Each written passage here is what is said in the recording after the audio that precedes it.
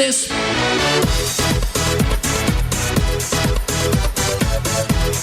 Welcome back, TPR Nation. This is your co-founder, Micah Shalansky, joining you today with another great tips from the trenches. As you probably know, we run a pretty successful financial advisory practice up in Alaska, where I still meet one-on-one with clients, over 100 households that I work with individually. And it's always great meeting with clients and meeting with prospects because you learn so many things. And those are some things I'd love to share with you today. Now, recently, we were hired by a prospect, and it was great. It's a wonderful couple in the lower 48. Half my clients are outside of the state of Alaska, so I get to meet with them and chat with them virtually. And it was interesting because they followed us for over 10 years online. Well, he has particularly.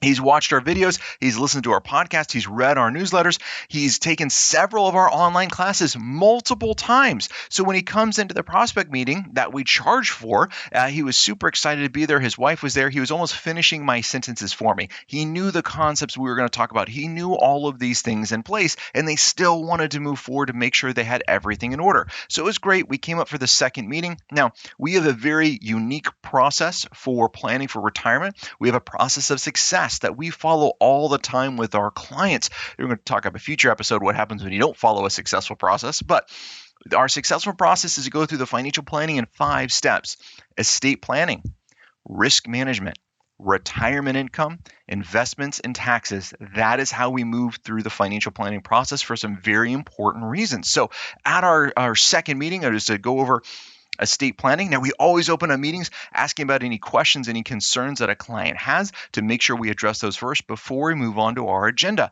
But as we were preparing for this meeting and I was looking at it, the client has his estate planning done. Wills, healthcare directives, durable power of attorney, HIPAA releases. He has beneficiaries in place. He has all of these things done. He has a lot of the risk management. He has a lot of the investments kind of allocated in the buckets like we recommend. He did it on his own. So as I'm preparing for this meeting, it's easy to let a little head trash in that says, oh my gosh, what am I going to talk about? This guy already has everything done. And my other advisor, Christian, we were going to meet with the clients together, and he kind of brought up the same thing. Says, Micah, this guy has most of the stuff done, and we're sure we want to focus really just on estate planning. I said, you know what? Let's over prepare. Let's make sure we got estate planning done. Let's make sure we got our risk management in place. And let's make sure we have retirement income just in case that comes up. We can go through this because I wanted to be over prepared for the appointment, which is great to be in. As we get into the estate planning, I have an assumption this will be a very quick conversation because he has everything in place. But even though I know I have that assumption, we still follow our process of success. And we tell clients this, and we do it for a reason, because the process is successful. It's a great way we get clients through to transition to being in a successful retirement and not running out of money. So we start off on estate planning asking some very open-ended questions. Now, the way I like to handle estate planning is, number one, I get all of the client documents from them. I don't let them look at them. Most of the time, they drop them off for us to scan or review. And then I want to have a conversation about what happens if something happens to one of them.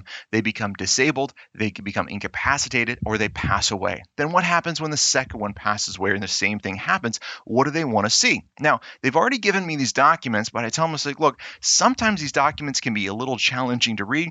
And instead of focusing on legalese today, I want to focus on you and what your goals are.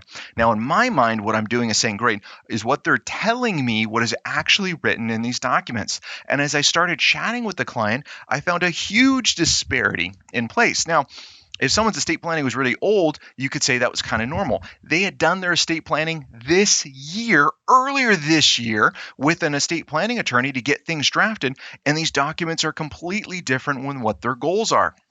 We started asking some open-ended questions, finding out what they would like to see happen, and that's not reflected in their estate planning documents.